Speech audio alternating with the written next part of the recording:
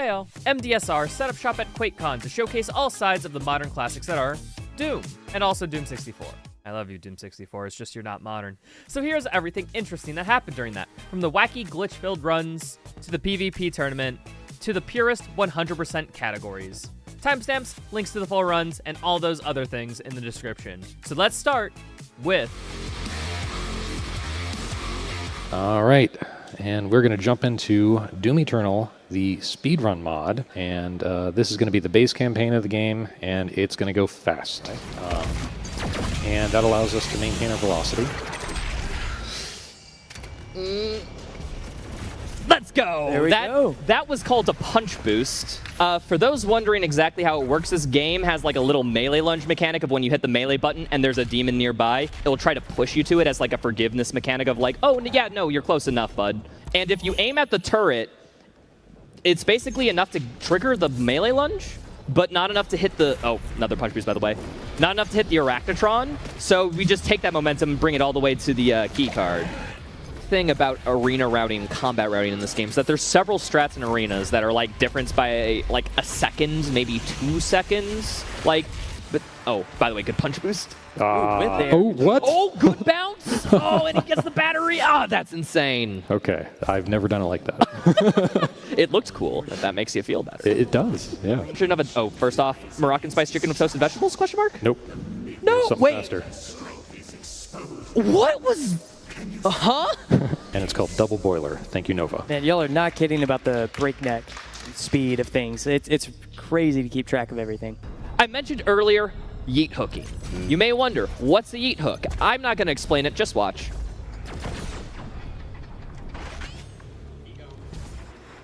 Do I have the speed? Oh, okay. Oh, that's good enough. Yes! If you liked that one, I have good news for you.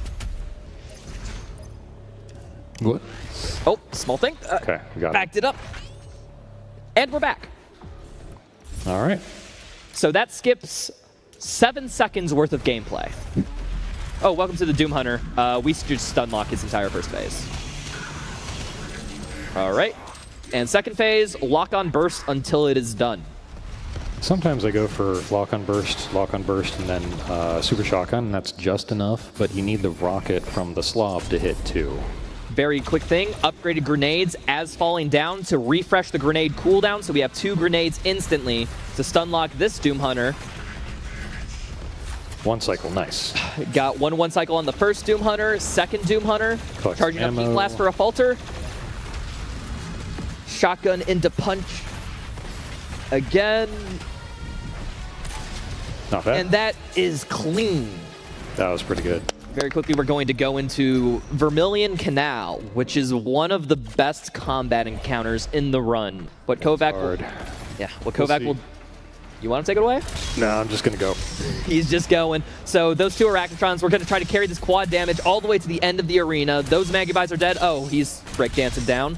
A Revenant, other Revenant, Dread Knight, Kako. Oh, missed that shot. It's fine. Okay, well. Going to kill the 2 carcasses and get the Kako afterwards. Still clean. Good enough. Are you going to do Convention Hug route? Yes. Yeah, this route is so cool. Let's do it a little differently. So this is normally an any % hook but in speedrun mod, but because we're doing that, and we are halfway through the level. Now, the last time I tried to submit a run to this, it's because I didn't get it submitted because I went out of bounds very briefly there. I think it was in bounds this time, but I should mention, we just skipped half the level again. Oh, more than half. Holy crap. Yeah, no, half the level twice. We're at the Marauder. Oh, no. Okay, well. No, just not enough rockets. It's okay. No, we have enough. It's just So we skipped directly to the end of the level, so we could, again, fast travel to go back everywhere. And we're going to go directly into the Slayer Gate. Are you going to do the Destroyer Blade funny? Oh, yes. Yeah. So watch quickly at this Destroyer Blade. 1, 2. And that is a really strong attack, and he's dead. That's called Double Destroyer Blade, where we confuse the game into firing 2 Destroyer Blade shots instead of 1. And Destroyer Blade is the most damaging projectile in the game, almost. The way it works is that we swap mods on a different weapon mid-firing animation of the Destroyer Blade, And that gets the game confused to a state of where it's like a fail-safe of like, wait, we just swapped mods. This is a different gun. It's in a firing animation, but it didn't fire. What are we gonna do? Fire the gun again. Welcome to Mario's Restaurant, which is, again, one of the more harder combat arenas casually. But luckily, there's a Berserk power-up in here, which is just free glory kills, effectively. Well, little do you know, I don't do that anymore. Oh, because you there's don't? a faster strat. Yeah. Watch this. We chop the first snake, which spawns the remaining 3, and then we deblade everything, and we get this fuel over here, because we're going to need it in the next arena. I'm looking for a Prowler. Okay, and now we go for him. That should be good. Cyberknight dead. And that's the arena. Nice. The reason why Berserk was theoretically slow is because you have to watch all those glory kill animations. Yeah, so instead just using D-Blade across like 3 snakes is really fast. Yeah. That's it. Okay. Because this is a marathon, the extra lives are putting in work, thank goodness, because in an Ultra Nightmare run, you would be teeth clenching and have to go back to the beginning. Which, by the way, in case you're wondering, most of the speedrun community does run on Ultra Nightmare because a lot of us come from the challenge run side of it, of where we really like a challenge and speed. So we kind of layer both on top of each other of can you do a deathless 100% highest difficulty run. As much as I've been running this game, I have 1,800 hours, nearly 1,900. I have not got an Ultra Nightmare completion, period, because I've not tried to do it casually. I've just been trying to speedrun it. As you can see, the game holds me accountable non-stop. There's just, you know, any little mistake screws you up and sets you back. Into the Gladiator. So we're going to try a 1 cycle here, but as Kovac said, might be a little different because of Spearama shenanigans. He's not supposed to turn as fast as he does right there, so I toss the rockets over his head and then jump on his head and do that. Going into the second phase, where he no longer has a shield, we're trying to bait his melee attacks by getting close to him during his blocking phase so that we can charge a double destroyer blade, hit him, and then slop him to death ideally, but he put up the shield a little bit too early. Sometimes it happens. You know what, that's fine. That's actually a very good attack because you can deal massive damage to him. Normally, he would not get an attack off whatsoever. Oh, the BFG just like barely hit it. Oh, it hit his shield? Okay. That was like pixel perfect, dude. I think I screwed that up. Yeah, okay. You know what, let's just... What? It's all right, Kovac, you got it. Doom Eternal is very, how do I put it, personal to the machine you run it on. So even though that Quakecon provided us with all these awesome PCs to perform the showcase from, the fact that it is just simply different is enough to throw even a top runner off. Nicely done. You need to grab the last collectibles during this little portal pull-up animation. Let's see if Kovac gets it. If done ideally, this loses literally no time. That's pretty, I think that was it. All right. What? Oh. This encounter is a little risky because the Archvile also buffs demons, even the ones it doesn't summon. So what we're going to try to do is take out the Doom Hunter sled to get into its second phase, and then BFG to kill everything in the arena, because Doom Hunter is one of the few enemies that can survive a direct BFG blast because it's a 2-phase enemy. What? Dude, the also, game is just mean to you today. See, there, or there. I can't see. I'm just gonna... Please fire it, dude. I'm getting... Ah! No! Okay. Humanity! I found them.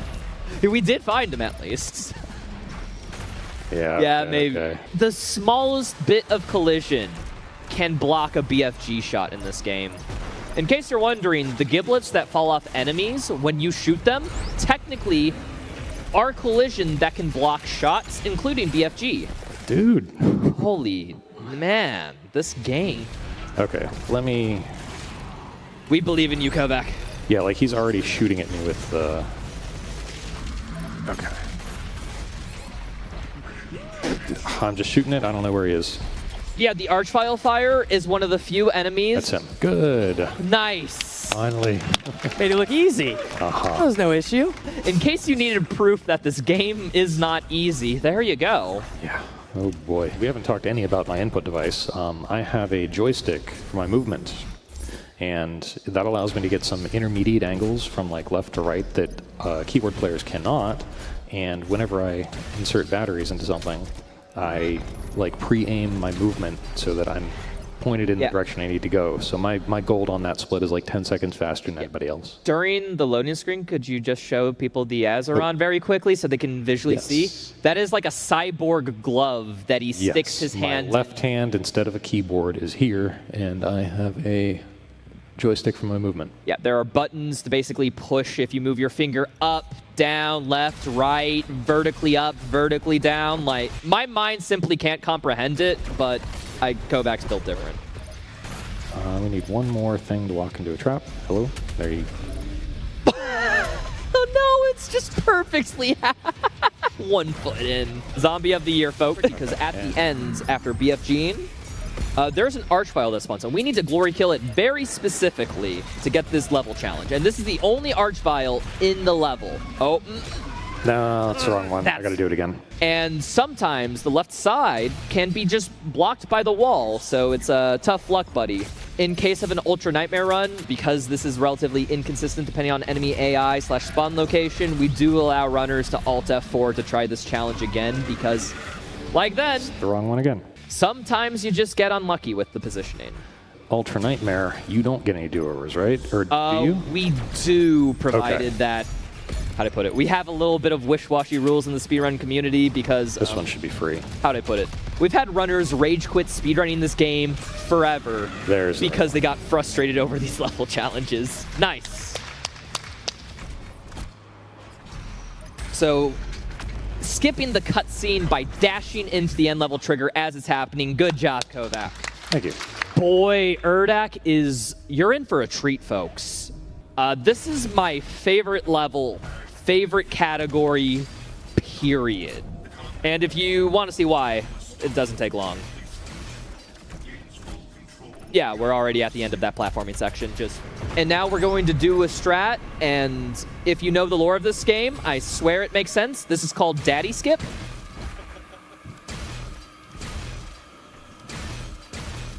Nice! First try, that's good, but it ain't over yet. Yes. And we're going back into the purple ring. So this is a different arena, and we need to kill everything that was in that previous arena too. You know what? Let's get that. So a very funny thing about the BFG is that it will go forever until it hits a wall or surface. And this level has a lot of open air between the arenas, almost as if they're islands. So you can, why not, just use one BFG for 2 encounters. But the tendrils aren't going to hit for a little bit, so eventually we're going to see hit markers on that crosshair. Yeah. Or look at the combat rating to your top right. You should see the red meter fill just a tiny bit. Hopefully it will. Yep. There it goes. That's when the enemies at the other arena died. Yeah, so that included the Archvile. The Archvile doesn't always die, but it's a wonderful day whenever he does. Mm-hmm. Oh, what the? Completely avoiding the ring. What the? I didn't even know about that. Massa started doing that. I was like, I like that. We're going to spawn camp this Baron. There is a Whiplash that spawns in that we are going to kill. And then there's this Kako that's just perfectly set up here so that we can just leave this arena. We're not done in that arena, though. Yeah, we're not done. We'll be back. And so while we're waiting for those enemies to spawn in, we're just going to be grabbing this yellow ring and aligning it to position. We have to align all 3 rings. Pretty. In order for this level to finish and for the end level trigger to load, or excuse me, or for the last door to unlock. Except the first one isn't required, and that's kind of the good thing of Daddy Skip, but quick Arbitic into Yeet Hook off the corpse. If you were wondering how we're going to get out of that arena without like those speed rings, that's how. Precise setup here in order to go max speed right as this invisible wall despawns so that we can go right to the end of... Okay, close enough. They were only like a hop, skip, and a jump away to the end of the level. Let's go to last phase. So he no longer has armor. However, BFG does instantly destroy all his body armor pieces, so we're just going to abuse BFG in this arena by hitting all of his body parts that we can. Yeah. His animations are consistent every time in this phase, so we know exactly where he'll be at what time, so we can have a BFG waiting for the limb location. And Kovac, if he's going for this... Oh, of course. You can crucible the limbs, by the way. Like that. Oh my goodness, that was dirty. He was trying to fly slot, but the fly fought back. Game's done. And time.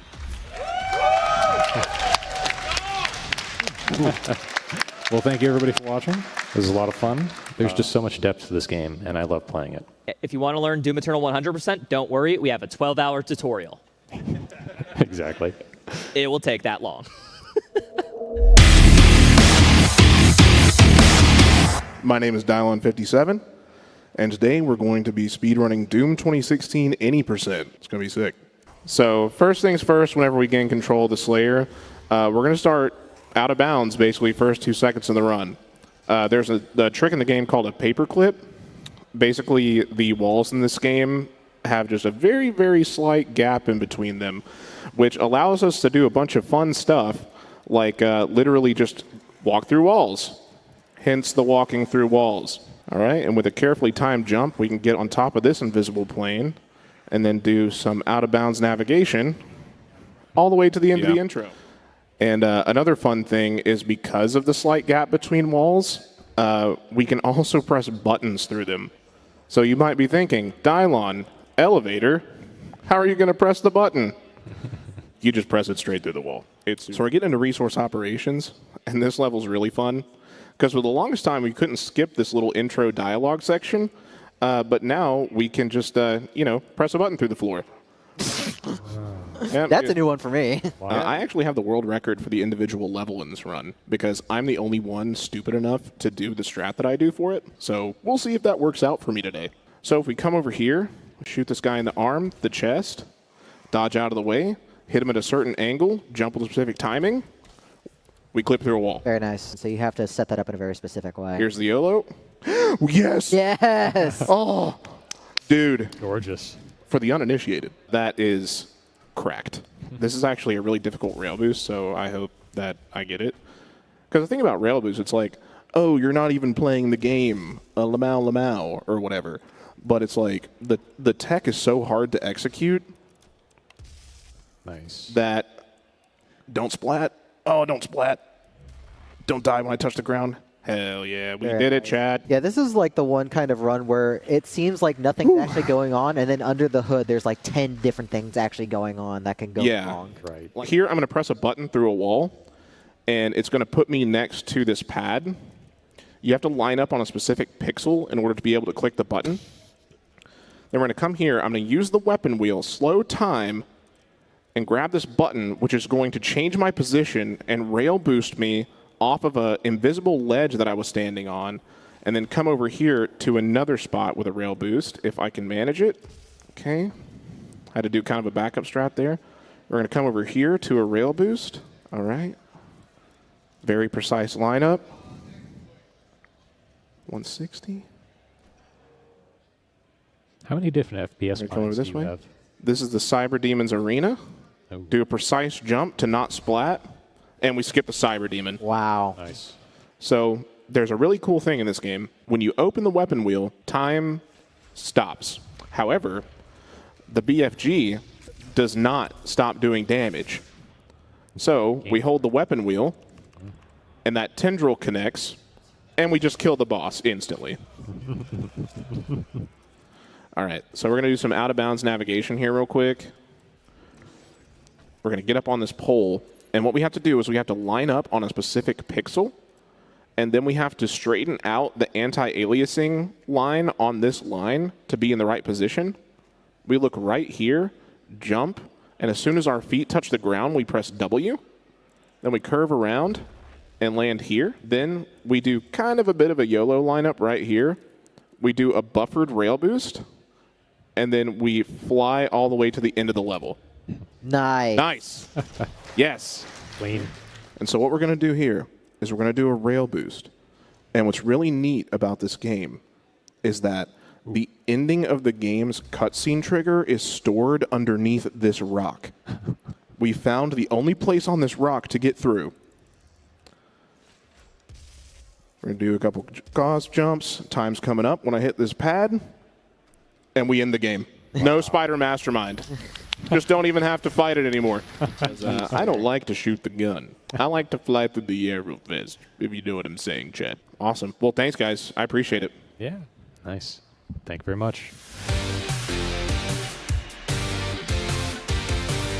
For those who are new here in the audience, Slayer vs. Slayer, you can basically think of it as a cracked out Quake duel, pretty much. It's very, very fast. The Doom Eternal movement tech is just absolutely insane in like a PvP 1v1 format.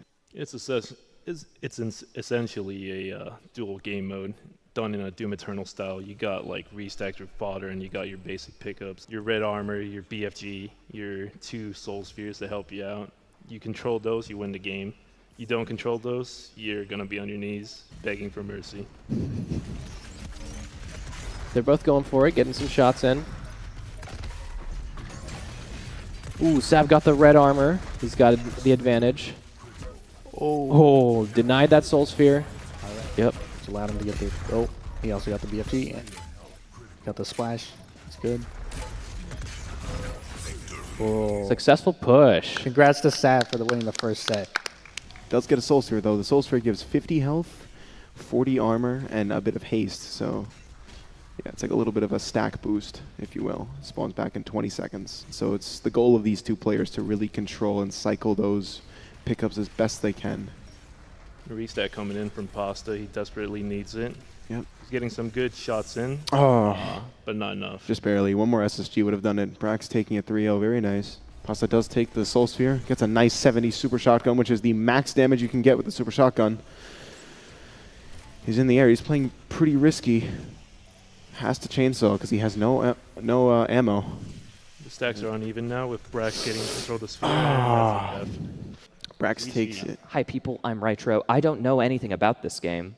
So this mode, it's a lot like battle mode. If it was instead of 2 demons, 1 slayer, I guess very question of how. Oh, That was a bad kill. annihilate. I didn't even get to finish my sentence. You can tell just like from the design that this is very gameplay focused. Oh, and Brax just went for Sav, but Sav was waiting for him. So there is a bit of a battle mode-y like aspect to it. Like in the Sav just I think this instantly. match is just gonna like finish I- quick before we get to talk We're about trying it. to like talk about stuff, and then it's just too fast paced. Yeah, we Time to got- kill's too quick for these dudes. We gotta go like auctioneer on this, or else we're not gonna be able to say much.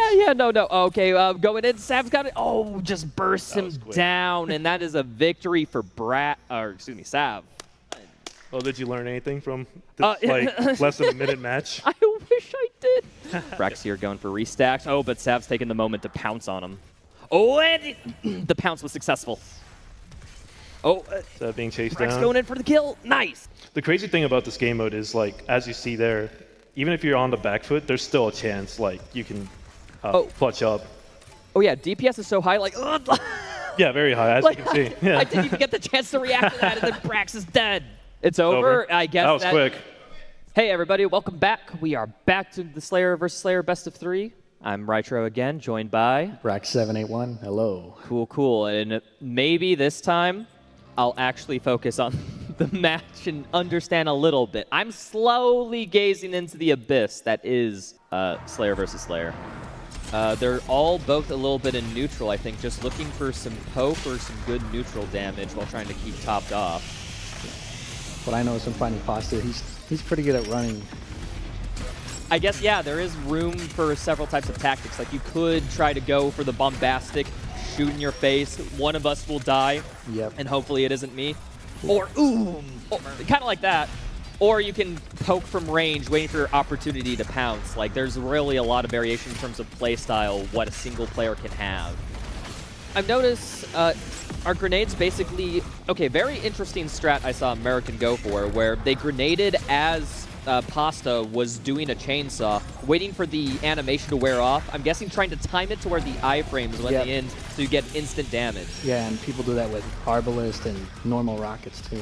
Yeah, so even though the iframe glory kills are strong, it's not like they're unbeatable. There's counter strategies that you can do depending on the weapon, grenade, and equipment usage. Ooh, Pasta taking a lot of damage into a BFG. He's getting kind of low. Trying to restat. Oh, but just too low health. Ooh, using the Unmakers. Oh. The Unmakers. Yes. Ooh. Nice flick from Eagle. Eagle just needed to warm up. Can he spray and pray weapons? That's for that. And Okay, The last punishment match was tech. very pokey. This is Murican just rushes him down instantly. Actually, yeah, Murican came out low from that trade. BFG's just doing too much. Oh, Pasta. Yep. All it took was for American to do a mantle, and then Pasta just used that to burst him down. When you're mantling, you don't get any iframes, so... Yeah, and being stuck in Very a cool. gravity pad like that is really, really painful way to die in this. Yeah, like, I did notice that during one of the first matches, like... Oh, but... yeah, let's go! Congratulations, Eagle, for winning Yeah, that let's set. go, Eagle. That all came down to the last fight. Very nice shots coming out from the both of them, honestly, but American able to secure a Soul Sphere. It might not be enough, though. It isn't. Brax takes the first kill. It's important to mention that whenever you chainsaw, not only do you get ammo, you always get health as well. Very nice. Arbalist, my goodness. Brax very low. He cannot stay up there. He must retreat to a Soul Sphere and fodder. Oh my god. Brax was able to clutch that with the Unmaker. Does a lot of damage. Right there. Speaking of takes which, control. He has it, but doesn't have a lot of health. Gets a Soul Sphere, is able to buff out the damage taken, though. this could go either way. Ooh. American taking one Soul Sphere, takes the next one. He has very good map control right now. 5 seconds, and BFG is spawning, and Brax is really trying to retreat right now.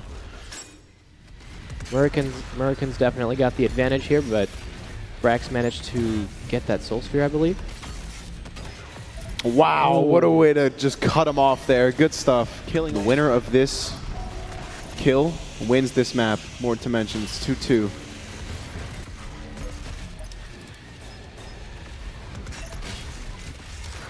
They're both trying to get some shots off. Ooh, Very nice American with flank that from helmet. American. Oh, just like 10 health with Brax. Taking it, taking Armageddon. 3-2, that was an excellent match. Welcome back, folks. We are at the final match of Slayer versus Slayer. Sav and Brax will be going on a best-of-5 to determine who is the best Slayer of all time. Oh, it is tradition that that in a Slayer versus Slayer match, you decide the first map ban by rock, paper, scissors. So, of course, Sav has to go back to our backstage where Brax is currently set up and do a rock, paper, scissors match. Looks like Brax lost the rock, paper, scissors match. Well, Brax lost every rock, paper, scissors according to the chat log. Skill issue. Sometimes you expect someone to win, but then, you know, the other Slayer just clutches up, and there's a lot of opportunities for that. Yeah, it's just the time to kill. So, full auto. Wow, holy. And Sav takes that one. Full auto actually got some pretty good buffs in Slayer versus Slayer, so it's definitely meta. Let's put it that way. And he's still pushing that. Brax is on the ropes. Brax 1 HP, but Sav just could get line sight until then. Nice. I feel like I'm commentating 2 seconds back because it takes like my brain so much power to process what's going on. That's completely normal. They are directly on... I'm so prepped for one of them to instantly die that I'm just like gritting my teeth whenever. And looks like they're both at a similar stack, so they're both just pushing. This could go either way. And Sav just barely gets shot. Yeah, Sav's just hiding under the tower, waiting for, I guess, Brax to make a move. Just full autoing as he falls. Oh, and then that's enough for it. Good job for Sav there, abusing the fact that people don't like looking too far up or too far down. Brax. Oh, SSG for the victory for Sav. This could be game point and match for Sav. Could take home the golds. These are probably going to be the most intense matches of this event. I'm betting on it. Brax does know that one loss does mean the game, so they will have to be on their A game to contend. So it's going to be probably, I'm predicting there's going to be a little bit of hide and seek at some point, but it looks like both of them are just going at it right now. Sav just meat hooked in instantly, wanting blood right away. Oh, but Brax is chasing now that they have the health advantage, and Sav goes down. Yeah, but we see Sav a little bit low HP compared to Brax as they're restacking. Looks like they're getting all healed up while Sav is just kind of staying stagnant. Oh, he was waiting for the mega health. That explains it. And probably also waiting for Brax's red armor to run out. Okay, this comes from somebody who hasn't played. But I think it might have been a little bit of a mistake, because while Sav was sitting there waiting for the Mega Health to spawn, Brax was restacking the whole time, and at the end of the day, I think he got more HP back than Sav did from the Mega. Yeah. And it looks like they're both going at it. And that is Brax taking match 3. It's all about what playstyle works best for you. Another thing is some Slayers use a lot of explosives. I like to do that. Looks like they're just going right into it. Okay, all right. Sav just instantly 100 to 0'd him, had perfect tracking. Oh, and Sav gets the Soul Sphere. I think that instant kill got to their head. Yep. I'm a little bit wondering why Sav is playing a little defensive when they have the health advantage. What I'm assuming is maybe Sav is just trying to stay kind of between those Soul Spheres to get them right when they spawn, so to deny Brax that opportunity to restack easily. Yeah, because I guess there's a little, do you go for the short-term win, or maybe do you try the long-term strategy? And denying resources is a key to victory. And Sav manages to secure that BFG. Looks like they're still playing around this little center cover. Ducking in and out. Ooh, BFG into a rocket hit, and that was just clean. That was textbook. Yep. They're both playing a little safe, because Sav is just 1 kill away from winning the tournament. And if this mode has shown me anything, it could be over in 2 seconds. Speaking of which, Sav gets a lot of damage on Brax, but Brax grabs the Mega Health. Sav is now on the health disadvantage. Grabs the chainsaw for the extra health and ammo. Oh, Sentinel Hammer directly on. Brax is low. They're both low, though. It is very risky. Looks like Sav might have the advantage here since he got that Soul Sphere. Sav tried to read the BFG, but that read is what brings his downfall. 2 and 2. Again. And he's going for that Soul Sphere too, just getting nice up on his stack. I can sense the fear from both runners about realizing that this could be the end, or it could be Brax's opportunity. You notice how safe they're playing, how they're not at all eager to engage. Absolutely. And let's see. Oh, but hits the BFG splash, I think. That is some good damage, though, but Brax stacks back up. Sav's still sitting at the health advantage, waiting out the iframes, camping him out of the chainsaw. Oh! And Sav takes the death. That is Brax. We are moving in to match 5. Let's see this. It all comes down to this. This is going to be so intense. I can't wait to see just how their play styles are going to be. Oh, yeah, let's see what the map is going to be, because that's kind of going to determine how they're going to have to play. Actually, you know what? I have a quick thing. Audience, somebody, what map do you want them to play? I heard Torment first. Yep. Do Torment. If you lose Sav, you can blame the audience member. Across the map, Arbalist. Barely misses, though. That was close. Sav's definitely going for some area control, trying to get both of the Soul Spheres, because he got one. Oh, he got that red armor. He's going for that other Soul Sphere, definitely trying to deny the resources there. Brax is still low HP, just not a lot of resources on the map, and Sav gets the kill. When you're on the low tail end of it, if you're in a situation like Brax where you instantly get to 1 HP, what's kind of going in your mind as a player? So definitely restack, and try to just move as quickly as possible. So definitely try to get Soul Spheres, red armor, anything. So basically, when you're low health, you want to try to play around megas. You get armor restacks off of fodder and use them for mobility, and they're point blank. Brax takes the rounds. Brax tried to juke him out. Okay, Sav is just 1 round away from winning. Tensions are high. Brax probably going to play a little bit defensive knowing that, and we'll see if Sav is able to exploit it. Throwing a grenade at their feet for some area of denial. Slowly getting some poke on Brax. Brax going for that BFG, but taking some damage in the meantime, but it's all good because he's got that Soul Sphere there. I just love how Sav noticed the timer for the BFG go down. So instead of going for it because he realized it was too far away, just stood there with the lightning gun viewing the pickup to get some damage off so that he didn't get the BFG for free. Looks like Sav definitely has a stack advantage. That being said, time to kill is so quick that it could always be turned on a dime. All Sav needs to do is make 1 mistake. Absolutely. That's kind of something you need to keep in mind when it comes to any competitive PvP experience, is what can the opponent do in order to turn back the game. And in that case, I think Brax was just going for the restacks, which I think played off because they're both relatively full health. Oh, but Sav got a lot of good damage and secured the mega health. That's little resources for Brax. Yeah, and looks like he's camping that other one, just trying to deny that from Brax. And just playing a sniper game. Yeah. Sends a BFG far, trying to see if they're still there, sussing them out. And that is Sav victory. Our undisputed Slayer versus Slayer champion 2 years in a row.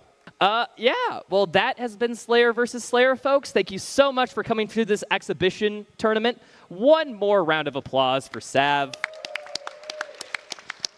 And an even bigger round of applause for everyone who played. Brax, Pasta American. If this seems like an interesting game mode that any of y'all want to play, absolutely check it out. The community is always growing, and we'd love to have some new faces. And we just hope that this has been entertaining. Yeah. I'm kind of in a hurry and I need to use the bathroom, so we're just going to rip and tear through hell as fast as possible. We're going to go ahead and get started in 3, 2, 1, go. Best of luck, Zila. Thank you. That's what happens when you have a bunch of D&D players make your FPS back in the day. Oh no, we're playing patty cake with the door. That was unironically Zilo trying to open the door and the Baron just shutting it right on him. Yeah. So good.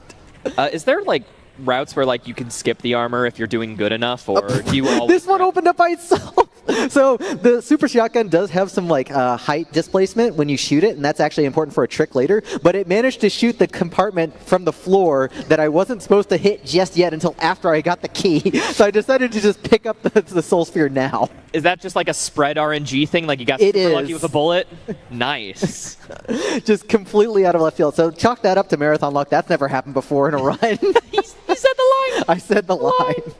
Yeah. Okay, so this is the American Gladiator room right here, and unfortunately we got sniped instantly. This is by far the worst room in the level, so we're going to have to get across these pillars. Please let me through. Thank you. Okay, close enough. I am wincing. All right. Oh, shoot. Almost soft locked. So that's a consequence of this game's very interesting level geometry. You might have seen there was nowhere to go, but there was a giant hole in the floor. So I'm just going to line up right here. You see that key right there? We'll just line up here. And I'm going to run backwards and grab the key with my butt. So that is booty grab because Doom Guy's got the booty to be able to grab that off that shelf. It's quite a cheeky strat, but it works. Anyways, anybody who's played this casually knows the dart room is coming up. And you're normally supposed to take an invulnerability through. We're not going to do that. We're just going to take our chances here because it's very slow to get the invulnerability. Yeah, so there was constant traps going off all the time. You see the screen's completely red just from damage taken, and Zilo is through. Holy. So we're going to try and get ahead of everything in this area. And if we manage to get ahead of everything, we're great. If not, we're probably dead. This is bad. This is real bad. This situation has scuffed all over. Okay, nice. we're okay. We're okay. We're okay. There are a whole bunch of shotgunners, so I do need to take this a little safe. Big explosion here. And get in the exit, please. Thank you. Nice. 1,000. Oh, that's bad. I wanted to carry this health. This is actually kind of bad because I wanted to carry a whole bunch of health into the next level. Zila, please, my heart can't take it. How do you think mine feels right now? Yep. So once we killed these last Arachnotrons and Mancubi, 2 Cyber Demons appear on this difficulty at the same time, which is extremely scary. And unfortunately, it's very difficult to deal with both of them because that can happen. Yep. How much demon do how much damage does Cyber Demons do about? Their rockets are equivalent to your rockets. So yeah, so they can deal up to 288 damage. So yeah, it's like being face rocketed when you get hit by them. I am like not in a good position to fight these at all with the optimal strats. Okay. I think we're just going to have to just do what we can with the tracers. Okay, this is fine. 1 down? 2 down. Okay, 2 down, nice. Good enough. So, hi, Raicho. How are you feeling right now? Oh, just swell. There's no enemies in this encounter, right? You know, I don't have to start killing enemies until this 5th ring goes away, and now we can start killing this one. Normally, a bunch of pain elementals are supposed to drop in, but if you just never let that one move, they'd never start spawning in. So yeah, so there's a spawn limit for Lost Souls. Is there a spawn limit for regular demons in this game? There's not. Oh. It's specifically a Lost Souls. How is that Baron right there on the right? I have never seen that. Quakecon luck. I know, the The very, very demons funny. are just masters of coyote time. Oh my goodness. Can you imagine Wile E. Coyote just becoming an enemy in Doom 64 universe? Canonically, after he falls, like, where do you think he goes? I don't know, because it's hard to imagine where any Doom 64 monster falls because we can't jump in this game. All right, so we're going to do a little bit of skipping. We normally have to hit a switch to lower that barrier. We're just going to kind of ollie onto here. Just walking on the ledges, yeah. Doom Guy is really Tony Hawk in disguise. He just needs his skateboard. But Yeah. it was my friend Peaches who decided to name this the Ring Around the Rosie strat, as you will see here. So normally you're supposed to like activate a guard to like stop the darts from happening, or you can just do this circle strafe back and over, Ring Around the Rosie. It's just perfectly timed to where you avoid the darts. It's Yeah. All right, well, here is the Mother Demon. There was the Mother Demon. all it takes is a few BFGs. And you know, it's hell. Everything has to die, including me. So bye-bye. And that's time. And time. So I hope you all enjoyed. This game is awesome. Yeah, thanks for watching, y'all.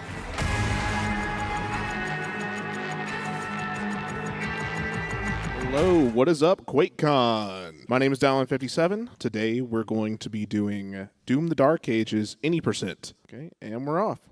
Best of luck, dude. You got this. So first things first, we're going to do the most busted tech in the game.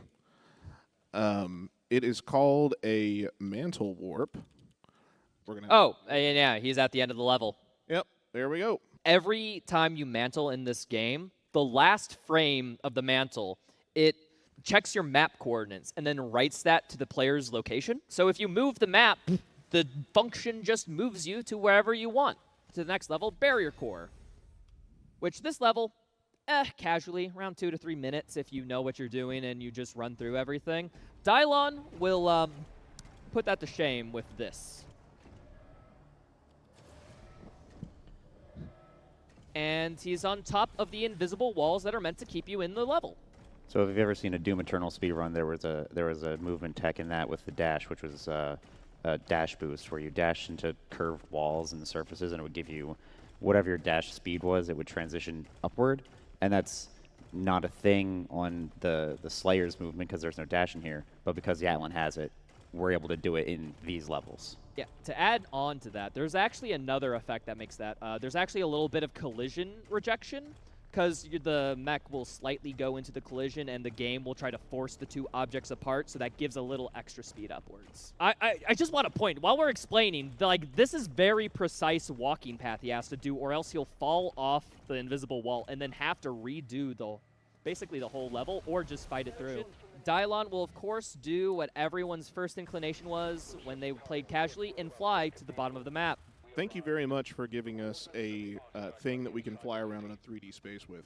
That's super fun. Yeah, because there is collision. Of course, all of this is solid. The game will try to force eject us out, but if you just try a little hard, you can just go in.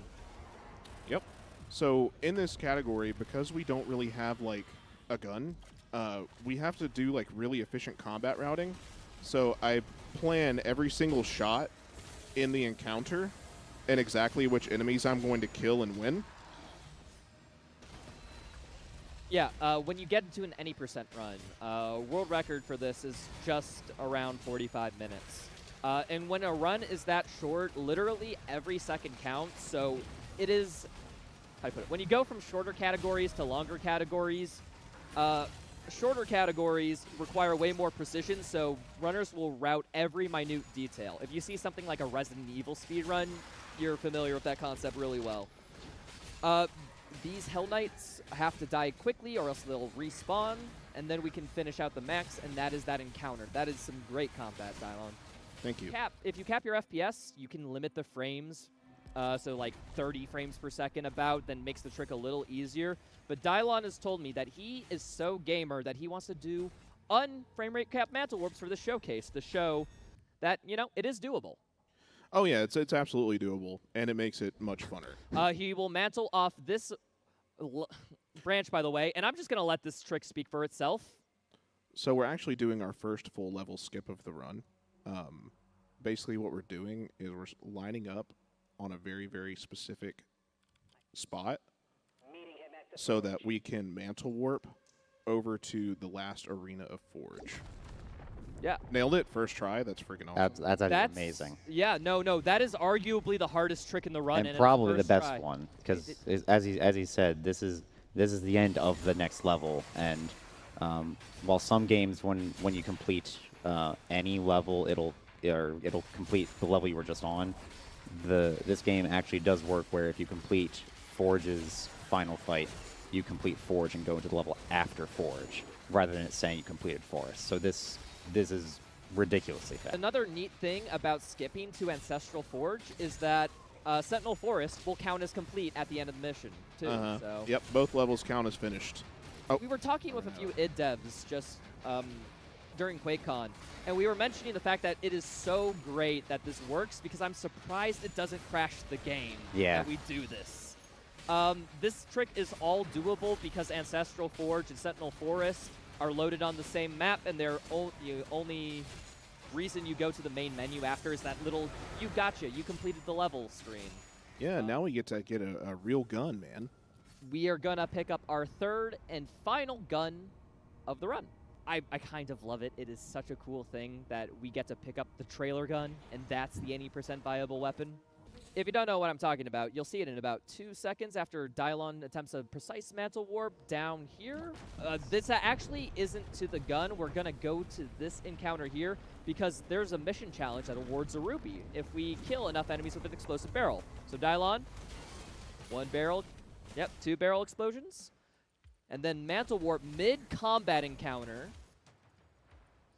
right to...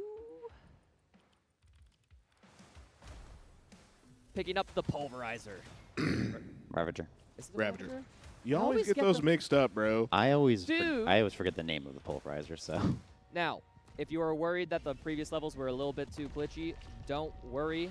This level basically has nothing wrong with it. Fairly average. Oh, by the way, this is the only unskippable cutscene in the game. Yes. It is when you pet Sarat. Okay, so we're of course doing this map completely casually, as everyone did in their playthrough, by flying to the bottom. This is an open world game, right? Yeah, a lot of levels are open world. I guess open sky islands.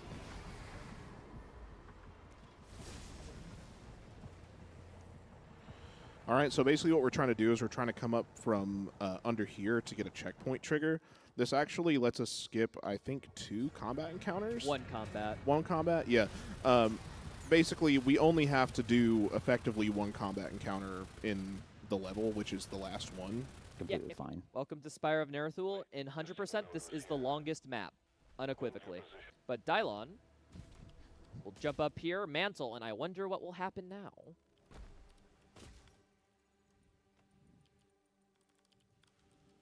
Oh, gets it first try into the button, ending the level. Yep. The only thing preventing you from hitting that button is that the door is closed. So luckily, we just warp into the closed room. So this is another one of the most precise mantle warps in the game because we are skipping effectively 2 levels with this skip. So actually, funny enough, it's not that precise. Really? Yeah, you literally just line up kind of flat, you jam yourself all the way into the corner, and then after you're done doing the mantle, you just press W. What? It always looks way hard. Yeah. That's why he's a gamer. And then you just hole in one, and you finish the end of Marshes. I came up with that setup, by the way, because I was like, this shit's too hard. Like, so I'm going to have to do a really, really complicated series of actions here.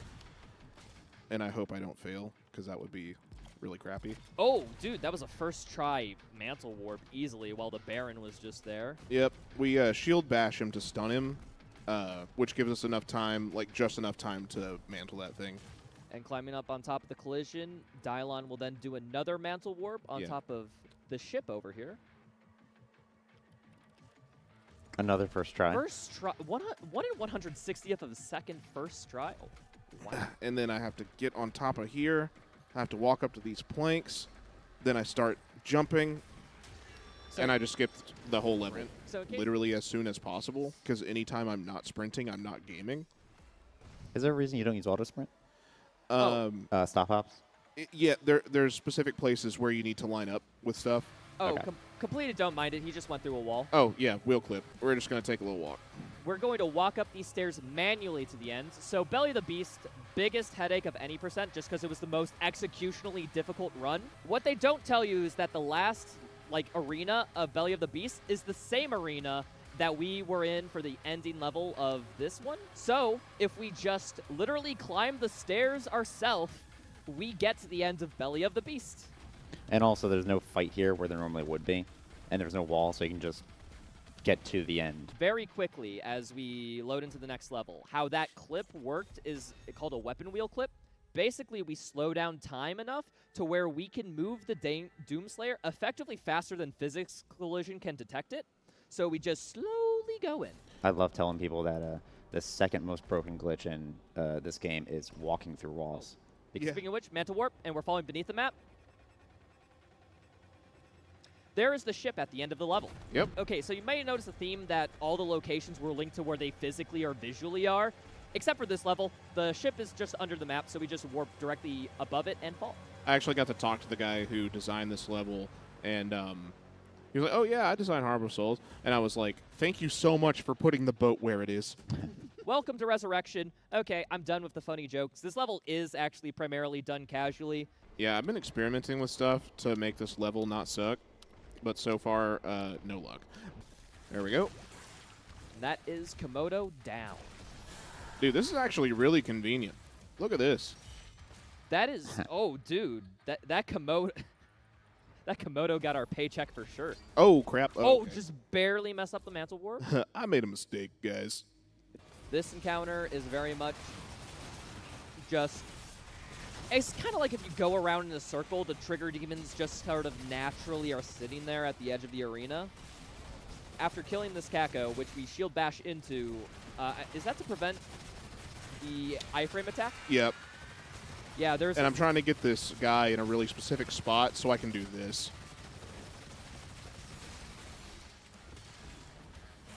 And that is the Acolyte down so quick. Yeah. What do they call it? Cosmic Baron or whatever? I don't know the names of the enemies. I don't even want to kill them if I didn't have to. You might want to restart checkpoint. What? When you restarted earlier, I think after the second one, it didn't count. NBD. We are going to... We're going to game. It's okay. I have an idea. I have an idea. I'm literally making it up, chat. He is... Okay, where are we? I think it's the one with the red thing. Yeah, right there. Yep. All right, so we're going to... Again, I've never done this. This is This totally is some making on-the-fly routing you got to do. Yeah. Okay. All right, and who likes that encounter? Because I did. I like that shield charge boost. Like, come on, like how do you not like that?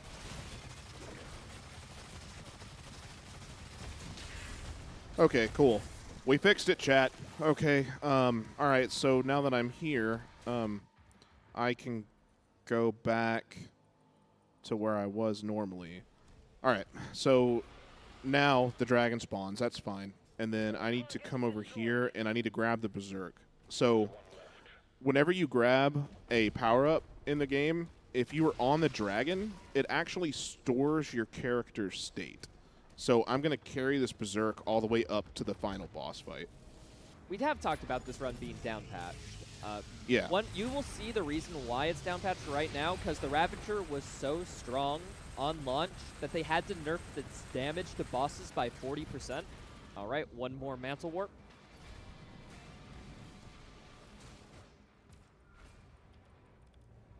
Oh, what? Dude, the amount of first tries you're getting is actually criminal. Yeah. I've gotten pretty decent at it. And there we go. Done. This next trick, I think, needs no introduction. I think just see. We're supposed to load into the final battle. It starts with an Atlan section, but just watch what goes on here.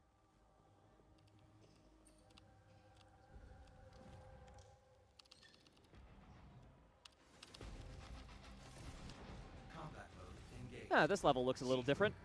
Yep. So we're going to walk to a spot to do a cool warp.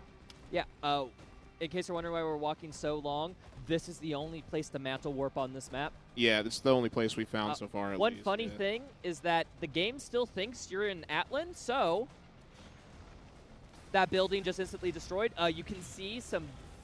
Oh yeah. These are actual Pinkies and Cyber Demons in the game. They didn't expect you to look at them so close because they expect you to be in the Atlan. This section is made for Atlan collision. Atlan collisions is the size of like a tower. Yeah. So there's no Slayer collision, so there's really nothing to mantle off of, which is why this building comes in here, which looks slightly different from the environment around it. It's our theory that this is a building that was used in a Slayer section at one point and was later repurposed into this level because it looked visually appealing. And we are going to abuse that fact to... All right, silence in the chat, boys. Full concentration. No! What?